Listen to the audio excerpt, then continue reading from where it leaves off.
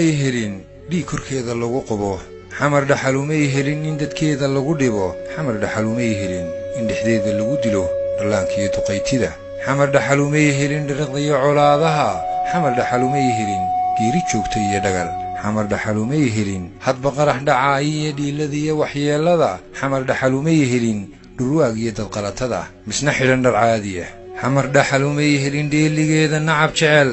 xamar dhaxalumay helin dhismaheeda ruux neceb xamar dhaxalumay helin inta gacan ku dhiiglaah ninka diin ku dhuuntiyo dhareerliyan liitiga dhowaan way ka dabarguy masiibadan dhirbaaxdiyo way ka bixi dhibaatada nabaddalataba iman dhogor baa u soo bixi dhool iyo gubaa curan dhulgariirkan faalle waxa dhacay bal suuree dadkan dhamacdu laysee dhuundhuumay ee huray arday dhigata diin iyo dhakhtar iyo aqoon-yahan inta oday la jaray dhinac ama dhabarka ruux go'an waxa dhii qulqulay iyo ubadka isku dhegayee dhiddigiyo labkuu yahay ehelkoodu dhaadayn ku dhowee garaadkoo dhugoo isweydii maydkani muxuu dhimay weli dhagar intaa lee kama dhicin adduunyada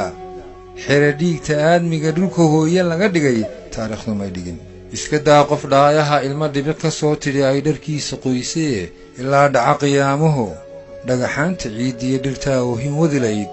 qayladiyo dhawaaqana dadkaa dhagabeelila yaa damiirka dhaawacay iilka dhigay wanaaggii naxariista dhoofiyey iimaanka kala dhimay war miyaan la dhimanayn adduunyada la dhaafayn dhooba laysku awdayn feedhuhu isdhaafayn qayd cad laysu dhuubayn dharaar aan qarayn jirin wayse aanay dhowrnayn qof kastaa wuxuu dhigay gacan looga dhiibayn xisaab lagu dhadhaarayn ka dhambalay dadweynaha dhuuxa daadshay maatida dhegta dhiigga darayow ka iimaanku dhiman yiyo ninka dheer la baxayow qiyaamuhu markuu dhaco maalintaan dhufays jirin xaggee baad ku dhuumani